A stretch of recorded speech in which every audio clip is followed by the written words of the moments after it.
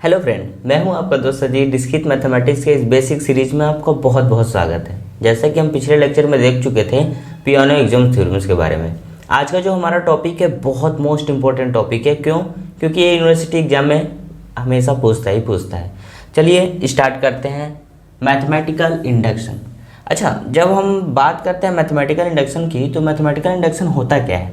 Mathematical induction it is a technique. ये क्या होता है? एक टेक्निक होता है क्या करने का कि which one can be prove mathematical statement को प्रूव करने का एक टेक्निक होता है।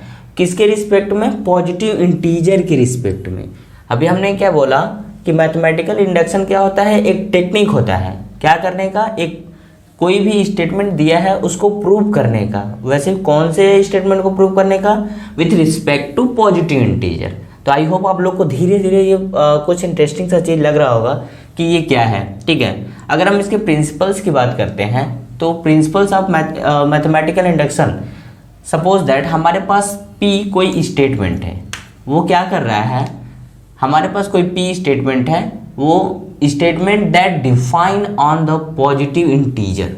जैसे पॉजिटिव इंटीजर का कोई स्टेटमेंट है, जैसे अगर हम आपसे बात कर रहे हैं और बोल रहे हैं कि ऐसे नंबर्स बताइए जिनका स्क्वायर का सम इतना हो या फिर इतना हो।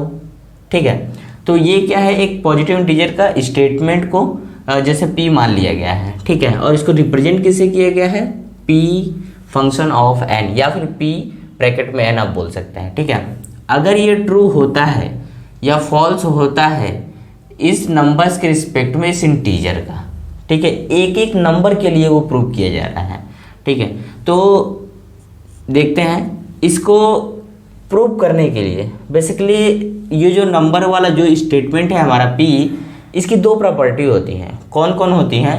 पहला प्रॉपर्टी है कि यदि वो P फॉर 1 के लिए अगर वो प्रूव्ड होगा तो वो क्या होगा? ट्रू होगा। दूसरा स्टेटमेंट हमारा बोलता है कि P of n is true for some positive integer. अगर P ऑफ n ट्रू है किसी कुछ पॉजिटिव इंटीजर के लिए, तब हम बोल सकते हैं कि n is greater than equal to 1, then P plus 1 is also true.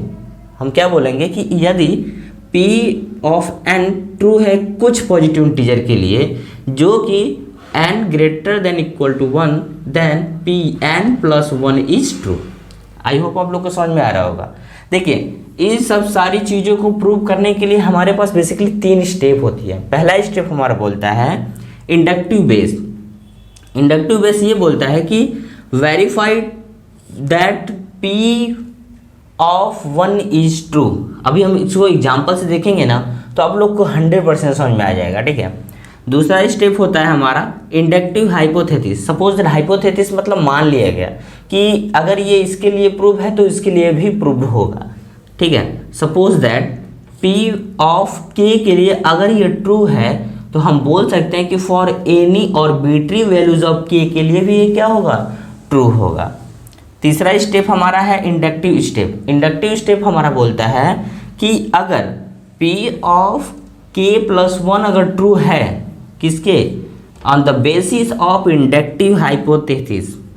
हमने अभी क्या बोला कि अगर वेरीफाई कर रहा है P K प्लस 1 के लिए, तो हम बोलेंगे ये कि on the basis of inductive hypothesis की बेसिस पे, इस वाले स्टेटमेंट के बेसिस पे P of K plus 1 is also valid in mathematical induction. चलिए अब एग्जाम्पल से देखते हैं मस्त। ठीक है, चलिए समझते हैं अपने एग्जाम्पल से। हमारे पास एग्जाम्पल है कि so that 1 plus 2 plus 3 plus 4 dot dot dot plus n into n plus 1 by 2 अगर इस कंडीशन को सेटिस्फाई कर रहा है बाय मैथमेटिकल इंडक्शन के थ्रू, तो हमको यही बताना है कि क्या ये जो स्टेटमेंट है वो पॉजिटिव इंटीजर का मैथमेटिकल इंडक्शन शो कर रहा है या नहीं। चलिए स्टार्ट करते हैं। पहले हम इसको मानेंगे, क्या मानेंगे? किस लेट ये जो गिवन है ये क्या है? एक स्टेटमेंट है। क्या है? एक स्टेटमेंट है। तब हमने बोला था कि 3 स्टेप होते हैं इसमें। पहला स्टेप इंडक्टिव बेस। जो कि चेक करता है n इक्वल टू 1 के लिए। तो वी है, देखिए यहाँ पे हम 1 की वैल्यू रख देंगे, n की 1 वैल्यू रख देंगे। क्यों? क्योंकि n इक्वल टू हमने 1 लिया है। देखिए इसको ध्यान से देखिए, 1 यहाँ पे रखा, फिर इस पे 1 रखा, फिर यहाँ पे 1 रखा, ठीक है। तो ये हो गया 1, ये हो गया 1 प्लस 2, मतलब जैसे कि 1 प्लस 1 इक्वल टू 2, 1.2, ये 2 से 2 कैंसिल हो जाएगा तो कितना आ जाएगा? 1.1 आ जाएगा। ये LHS RHS अगर बराबर आ जाता है तो हम ये बोलेंगे कि P ऑफ 1 इज ट्रू। क्या बोलेंगे? P of 1 is true. जैसे ही ये P ऑफ 1 ट्रू प्रूव्ड हो जाएगा, हम चलेंगे किस पे? इंडक्टिव हाइपोथेसिस पे। इंडक्टिव हाइपोथेसिस बोलता है कि यदि n 1 के लिए कंप्लीट हो गया तो हम क्या ऐसा मान सकते हैं कि n k के लिए भी हमेशा क्या होगा? वैलिड होगा। देखिए suppose P of k is true, that is अगर P ऑफ k सबके लिए ट्रू है तब हम जहाँ जहाँ n है वहाँ वहाँ क्या लिखेंगे? k लिखेंगे। ठीक है, पहले मैंने यहाँ पे रिप्रेजेंट कर दिया है। तो 1 + 2 + 3 dot dot dot k equal to जहाँ जहाँ n था वहाँ वहाँ k लिख दिया। ठीक है, यहीं से देखिए कहानी स्टार्ट होती है। इसको आप लोग ध्यान से, इसको आप मार्क आउट कर लीजिएगा। इतना ये जो इक्वेशन लिखा है इसका हम यूज करेंगे आगे। ठीक है, अब हम बोल देंगे कि देखिए हमने लिख चुका है कि P of k is true है। ठीक है, अब हमारे पास तीसरा है स्टेटमेंट, इंडक्टिव स्टेप। ये बोलता है कि अगर P ऑफ n k के लिए वैलिड है तो अब क्या ऐसा हो सकता है कि P ऑफ k + 1 के लिए भी वैलिड हो। देखिए नाउ n के लिए अगर ये वैलिड है तो हम चेक करना चाह रहे हैं so that P of k + 1 के लिए भी वैलिड है या नहीं। तो is also true, that is, इसका मतलब होता है दैट। ठीक है, दैट इज। देखिए जहाँ जहाँ क्या है n है वहाँ रखेंगे हम n + 1। ठीक है, 1 + 2 + 3 + 4 + डॉट डॉट डॉट, इसके ये k कहाँ से आया इसको भी हम आपको तुरंत बताते हैं। ये k + 1, उसके बाद जहाँ जहाँ k था n था वहाँ वहाँ k + 1 रख देंगे। देखिए यहाँ पे रखेंगे k + 1, k + 1 हो गया। यहाँ पे रखेंगे k + 1 + 1 तो कितना हो जाएगा? k + 2 हो जाएगा। अच्छा, बात हम करते हैं इस k की, ये कहाँ से आया। सपोज दैट हमारे पास जैसे n है, मतलब 1 2 3 4, सपोज दैट अगर हम मान रहे हैं इसको n, तो ये क्या होगा? n - 1 होगा कि नहीं, ये बताइए। अगर इसकी बात करें तो ये होगा n - 2 होगा कि नहीं, ये बताइए। आई होप आप लोगों को समझ में आ रहा होगा। तो इसी तरीके से अगर 1 + 2 + 3 + ऐसे ऐसे जा रहा है, ठीक है, और ये लास्ट स्टेज कितना है? k + 1, तो इसके पहले कितना होगा? k होगा। आई होप आप लोग को पूरी तरीके से समझ में आ गया होगा कि ये k हमने यहाँ पे क्यों लिखा। ठीक है, ठीक है, और ये हम इसलिए लिख रहे हैं ताकि हमको इसकी यहाँ से लेकर के यहाँ तक की वैल्यू हमको पता है फ्रॉम इक्वेशन 1 से। देखिए ये जो है यहाँ लिखा हुआ मैंने फ्रॉम इक्वेशन 1 से, इतनी वैल्यू, इनकी वैल्यू फ्रॉम इक्वेशन 1 यहाँ पे मैंने देखिए रिप्रेजेंट कर रखा है। जब ये k × k + 1/2 रख दिया मैंने, इसको मैंने एज इट इज रख दिया। अब इसको सॉल्व करते हैं। सॉल्व करने के बाद अगर LHS RHS के बराबर आ जाता है तो हम बोलेंगे कि ये जो वैल्यू हमारे पास है वो P k + 1 के लिए भी वैलिड होगा। ठीक है, देखिए स्टार्ट करते हैं। यहाँ से मैंने k + 1 को कॉमन ले लिया, तो यहाँ पे बचेगा k, ये तो मैंने कॉमन ले लिया, यहाँ पे 1 हो जाएगा। तो k + 1 k/2 + 1, यहाँ से मैंने k + 1 k + 2, ये तो हमारे पास था ही। k + 1 को निगलेक्ट कर दिया। हमारे पास देखिए इसका जब हम LCM लेंगे तो इसका इसमें मल्टीप्लाई हो जाता है। तो k + 2 / 2 हमारे पास बचा कितना था? k + 2 / 2। हमें ये देखने को मिल रहा है कि LHS = RHS प्रूव्ड हो गया। तो हम ये बोलेंगे कि that is P of k + 1 is true when your P of k is also true. ये है पूरा मैथमेटिकल इंडक्शन का पोर्शन। चलिए अब एक और एग्जाम्पल के थ्रू हम समझेंगे, उसको हम ऐसे करेंगे। ठीक है, जैसा कि आप देख पा रहे हैं कि so that 1 square 2 square 3 square plus n square n into n plus 1 2n plus 1 divided by 6। Actual में ये क्या है, हमारे पास 1 से लेकर के n तक के नंबर का स्क्वायर का सम है ये, ठीक है, ये पता होना चाहिए। चलिए अब हम अपना स्टार्ट करते हैं। देखिए कैसे, सबसे पहले कि हम मान के चलेंगे कि p ऑफ n ये क्या है, एक स्टेटमेंट है, ऐसे लिख दीजिए।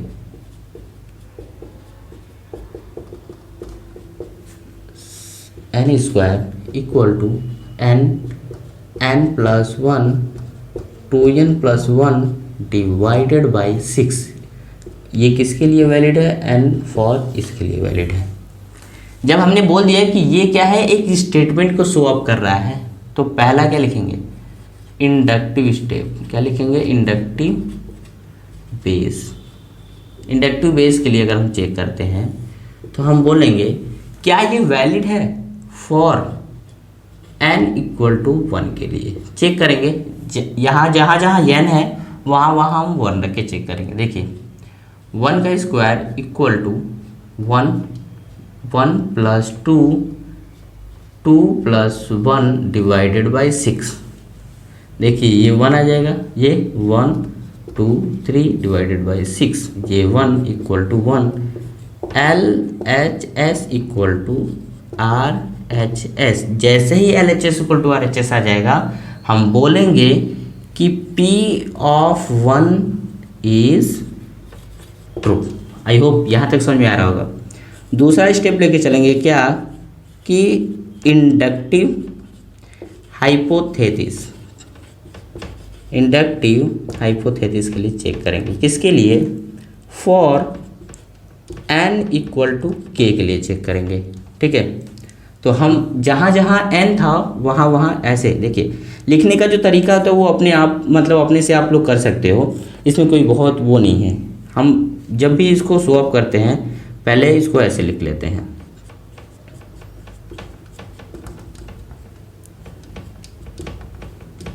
देखिए जहाँ जहाँ n था वहाँ क्या लिखेंगे, क्या लिखेंगे, k plus 1 k plus 2 divided by 2k plus 1 होता है यहाँ पे, 2k प्लस 1 डिवाइडेड बाई 6। और ये हमारा एक पहला इक्वेशन बन जाता है। इसको आप याद रखेंगे। क्यों याद रखेंगे, क्योंकि इसकी वैल्यू को हम पुट करते हैं, किसमें, इसकी वैल्यू को हम पुट करते हैं। देखिए अपने तीसरे, हमारे पास तीसरा कोई स्टेप आ जाएगा, क्या, इंडक्टिव स्टेप। इंडक्टिव क्या आ जाएगा, इंडक्टिव स्टेप, ठीक है। इंडक्टिव स्टेप हमारा बोलता है कि अगर n equal to k valid है तो हम चेक करेंगे फॉर, क्या चेक करेंगे, for n equal to k plus 1 के लिए चेक करेंगे। देखिए हमारे पास क्या था, ऐसे लिख लेंगे आप। ये लिखने का तरीका होता है क्योंकि यूनिवर्सिटी में अगर रिटन होता है तो आपको ये करना ही पड़ेगा, ठीक है। 1 का स्क्वायर 2 का square plus dot dot dot dot dot plus k का स्क्वायर प्लस k प्लस 1 का होल स्क्वायर इक्वल टू, जहाँ जहाँ वो है क्या क्या लिखेंगे, देखिए k plus 1 plus 1 2k plus 1 divided by 6। अच्छा इतना समझ में आ रहा है कि नहीं। अब देखिए इसकी वैल्यू हमको क्या करनी है, यहाँ से ये पुट कर देनी है। तो हम लिखेंगे क्या, देखिए k प्लस 1 और यहाँ पे क्या है 2k plus 1 divided by 6 plus, देखिए k प्लस 1 का होल स्क्वायर। यहाँ पे हम लिखेंगे, देखिए k प्लस 1, यहाँ पे लिख सकते हैं k प्लस 2। अब इसको जब हम करेंगे तो देखिए क्या लिखेंगे, 2k प्लस 2 प्लस 1 मतलब 2k plus 3 divided by 6। I hope आप लोग को ये समझ में आ रहा होगा। अब हम क्या करेंगे, देखिए यहाँ से k प्लस 1 को आप कॉमन ले लीजिए तो क्या बचेगा, देखिए यहाँ से तो k इंटू 2k प्लस 1 बचा, प्लस देखिए 6k प्लस 6 इसका हमने कॉमन लिया, k+1 बचा था, फिर मैंने इसको एलसीएम ले लिया, ठीक है, ये हो गया डिवाइडेड बाय 6। इसको जब हम सॉल्व आउट करेंगे तो ये k+1, k+2 और 2k+3 डिवाइडेड बाई 6, यहाँ से k+1 नेगलेक्ट हो जाएगा, ठीक है। इतना तो समझ में आ ही रहा है। देखिए हमारे पास क्या बचा, यहाँ से देखते हैं, इसको जब हम ओपन करते हैं बेसिकली तो ये क्या बचेगा, देखिए 2k² plus k plus 6k plus 6 बचेगा डिवाइडेड बाई 6 बचा। अच्छा ये कितना बचेगा, देखिए 2k² प्लस 3k, 2k², देखिए इसके से multiply 2k² plus 3k plus 4k 2 plus 6 divided by 6 बचेगा कि नहीं बचेगा। अब हम इसको जब सॉल्व आउट करते हैं तो क्या लिखेंगे, 2k² plus 7k plus 6 divided by 6, ये क्या आया 2k² प्लस, देखिए 4 3 7k प्लस 6 डिवाइडेड बाई 6। देखिए ये दोनों वैल्यू सेम है तो हम LHS इक्वल टू RHS ये आ गया। तो हम बोलेंगे क्या कि valid for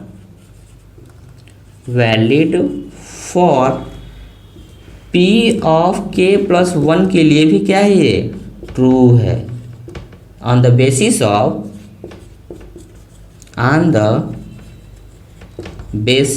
of hypothesis statement, hypothesis inductive step, ठीक है। ये हमारा पूरा प्रोसेस है। आई होप आप लोग को ये समझ में आ रहा होगा। चलिए आज के लिए इतना ही रखते हैं, मिलते हैं कल के लेक्चर में, इन्हीं सब चीज़ों को फिर से हम देखेंगे। थैंक यू सो मच, अच्छे से रहिए, अपना ख्याल रखिए।